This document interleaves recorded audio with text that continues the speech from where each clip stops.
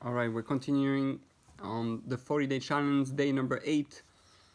Um, on the book Tuv Haaretz, um, and this is what he says.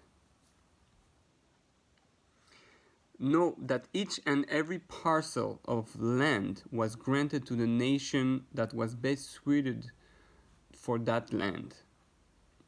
This is hinted at the verse, and I shall give the land of Ar to the children of Lot as an inheritance.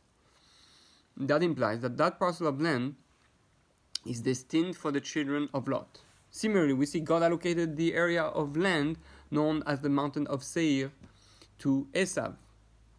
As in the verse, as an inheritance to Esav, I have given the Mount Seir. Chazal explained that just like Esav was ruddy, so too his land is reddish, thus again indicating how the land is appropriate for he who was destined to dwell therein.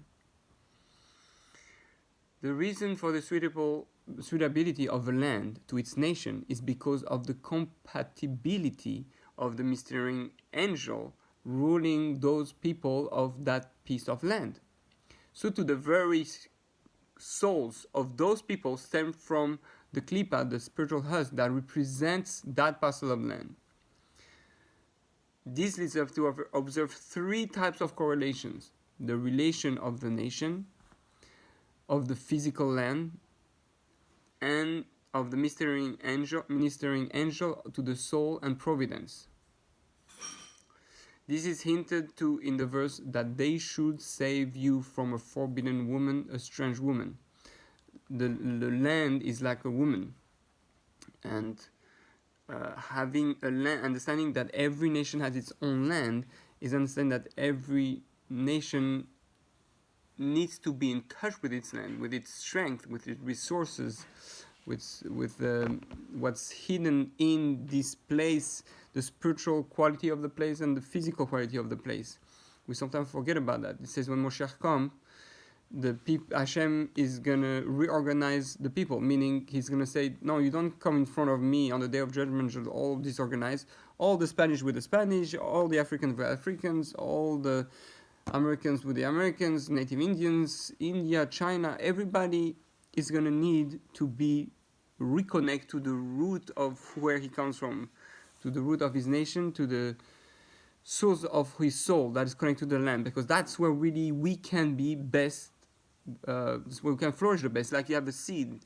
If you try to plant a pineapple tree in the mountains or in the mountains of America, it's not going to work well. You have bring it down to Florida or the country where it's hot, Hawaii, then it's going to work much better. So we understand it's the same thing as human beings. We are like seeds. We need to be planted in the right place to flourish the right way. And our land is like our spouse, the other part of our soul that needs us and that we need. This is hinted to in the verse. So we just read that. The hint is from the letters spelling forbidden woman. It spells that the Tsar, the Mr. Angel, the ruler of that country.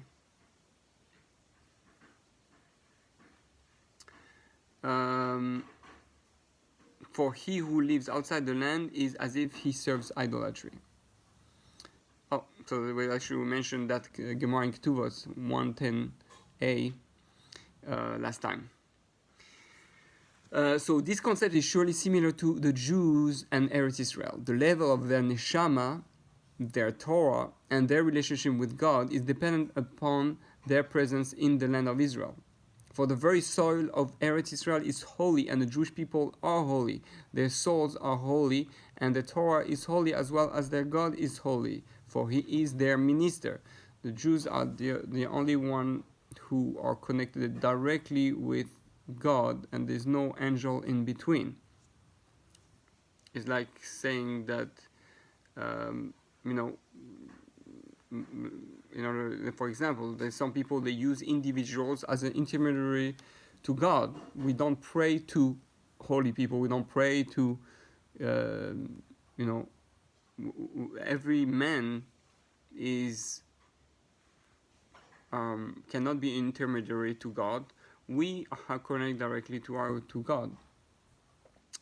Therefore, the land of Israel is unique to the Jewish people, and it has, instead of an angel like every nation, it has God directly. So not only that, but just like Eretz Israel and its abundant mitzvot have no comparison with the other countries of the world and the mitzvot that could be performed therein, the same is true that the Torah, the code of life of Eretz Israel, has no comparison with the legal codes and statutes of the other nations of the world. About this is written, and you shall not do any of these abominations, the laws of the pagans, for all of those abominations, and let not the land disgorge you as it had vomited out. The land is connected. Again, each land has its own quality, but if we are not connecting to this property, if we're not behaving properly, we get rejected. So if we don't do the mitzvah, we will reject it, because the way to, like, if you're not going to put the water and the seed, the earth is going to just grow like dirty grass, like not good plants. So we need to understand what we have planted in the right place. Behold, the Holy Torah and Eretz Israel have a unique relationship.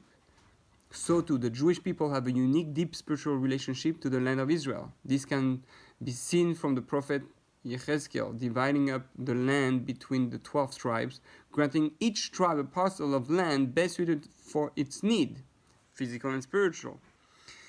So therefore, even within the land of Israel, each individual Jew is connected to one of the 12 Shvatim, and therefore each one of us will not random. Shana Makam, Shana Mazal. Wherever you are, your connection to the stars and Hashem is going to be different. Therefore, you know there are places that you're going to be more successful than others because of that, and we have to be aware of that reality.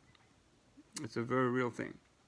So when people move to Eretz Israel, he needs to check different places until he feels connected to that place. There has to be something spiritual there too.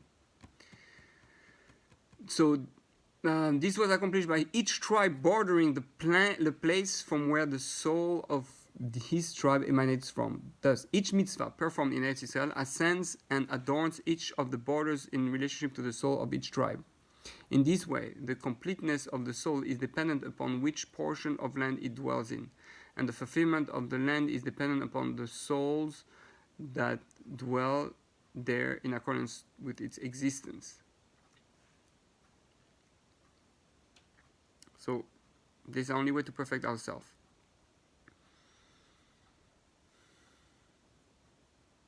And because we do that mitzvah in that place, we learn Torah in that place, we do good acts in that place, it's perfectly fitted, and it ascends to Hashem in the most perfect way, in the most advantageable way for us. Excuse my French. The essence of this is that Zion is the point of the original creation. Zion is the point of the original creation. It says that they were Even Shtia, right, the foundation stone. So we know Yerushalayim is the place, the center of the world. For from that point, the rest of the world unfolded. That point, of course, is associated with the Shekhinah, the divine presence. There are 12 boundaries emanating from that central point. They are the mystery of the measurement of the land and the sanctuary as recounted by the prophet Yechezkel. The Jews take shelter under the edges of the outspread wings of the Shekhinah that extend to the entire border of Eretz Israel. Yet, just as the Shekhinah is not complete, so long as the Holy Temple is incomplete, so too the Shekhinah is incomplete, so long as Eretz Israel is not complete to the extent of its true borders, which are from the river of Egypt until the Euphrates. That completion is dependent upon its being inhabited by Jews, each according to the place that is most befitting him. This is because God had promised Abraham 10 lands as an inheritance to his descendants. So therefore, if based on where we are in the land of Israel, that that part of the land is not activated unless the people that correspond to that place live there. So it's literally understanding that nothing is going to light up unless I put the right energy, the right amount of the right ingredient and the right place.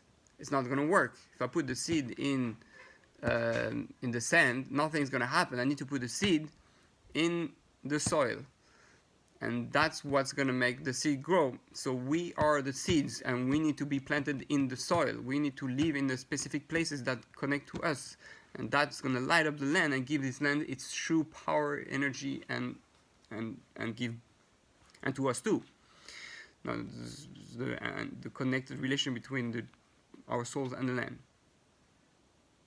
Those 10 lands correspond to the attribute of Malchut that is nesting in the realm of Asiya, for she is incorporated by 10 spheres of her own.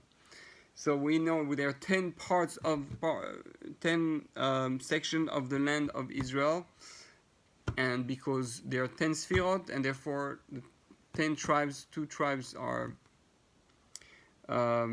sharing one place, and therefore we need to understand that we have we are so important to our land, and we can activate the 10 Sfirot of Malchut of Asiya, which enables us, is the very bottom of the whole Sfirot tree.